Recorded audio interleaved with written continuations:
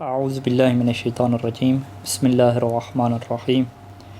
قال اللہ تبارک و تعالی فی القرآن المجید لن ینال اللہ لحومها ولا دماؤها ولکن ینالہ التقوی منکم۔ مومنین کرام، قربانی کے مسائل میں سے سب سے پہلا جو انتہائی اہم نقطہ ہے کہ جس کی طرف قرآن مجید نے تمام لوگوں کو متوجہ فرمایا کہ اللہ تعالیٰ قرآن مجید میں یہ موقف دے رہا ہے کہ دیکھو، یہ جو تم قربانی کرتے ہو تو اس کا جو گوشت ہے وہ بھی اللہ کے پاس نہیں جاتا، اس کا جو خون ہے وہ بھی اللہ کے پاس نہیں جاتا۔ جو چیز اللہ کو پہنچتی ہے اور جو معیار ہے جس چیز کو اللہ دیکھتا ہے وہ التقوی منکم، کہ تمہارے اندر تقوی کتنا تھا، خوف خدا کتنا تھا،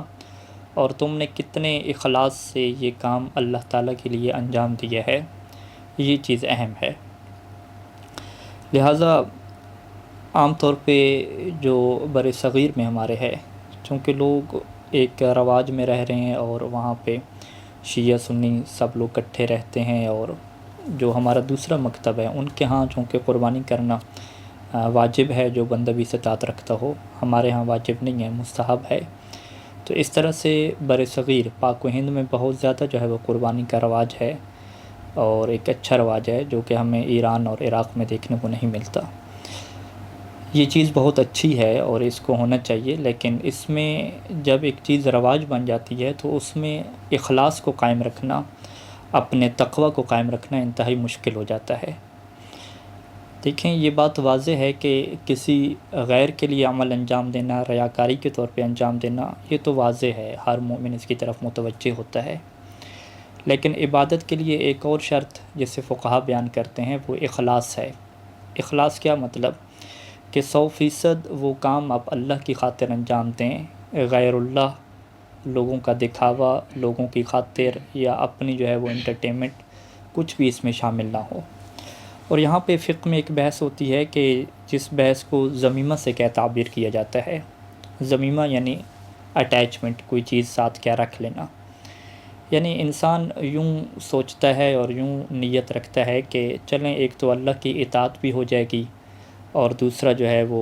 انٹرٹینمنٹ اور فریشمنٹ اور یہ پروگرام بھی ہمارا ہو جائے گا، اور فرض کریں کہ محلے والے بھی خوش ہو جائیں گے۔ تو یہ یعنی دو تین چیزیں اکٹھی آ رہی ہیں۔ اب یہاں پہ یہ دیکھا جاتا ہے کہ اللہ کی اطاعت تو چلیں اس کی ہے ہی صحیح، باقی جو چیزیں آ رہی ہیں جو غیر اللہ ہیں، جو اس کا اپنا ایک کیا کہہ سکتے ہیں، خوشی ہے، تفریح ہے، کھانا پینا ہے،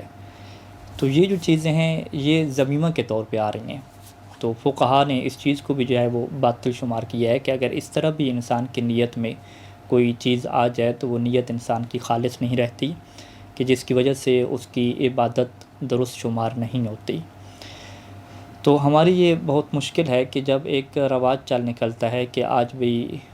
آپ کے پڑوس میں کتنے بکرے ذبح ہوئے، وہ لوگ کیسا جانور لے کر آئے، بڑا جانور لے کر آئے، تو ظاہری بات ہے انسان جو ہے وہ ان چیزوں سے متاثر ہوتا ہے، اور بعض اوقات اس کی نیت میں اللہ نہ کرے کہ یہ چیزیں بھی شامل ہو جاتی ہیں، کہ وہ بعض اوقات ایک معاشرے میں ایک نام بنانا چاہتا ہے، اپنی عزت کو قائم رکھنا چاہتا ہے، یا فرض کریں کہ اپنی جو ایک نظام اس کا چلتا آ رہا ہے اس میں ایک اپنا پروگرام کرنا چاہتا ہے، ہلے گلے کا پروگرام کرنا چاہتا ہے۔ تو یہ بہت ساری انتہائی اہم چیزیں ہیں کہ جس کی طرف ایک مومن کو متوجہ رہنا چاہیے،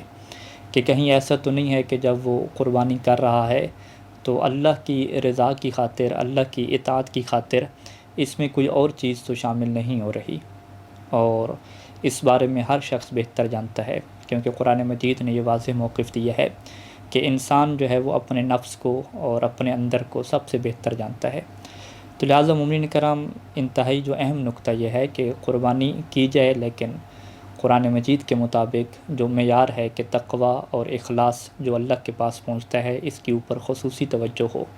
کہیں ایسا نہ ہو کہ ہم لوگوں کے رواج کی خاطر،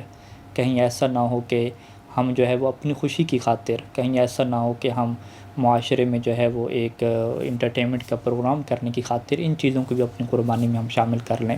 اور اخلاص ہمارا ختم ہو جائے۔ وصلی اللہ علی محمد و آلہ اجمعین، والسلام علیکم ورحمۃ اللہ وبرکاتہ۔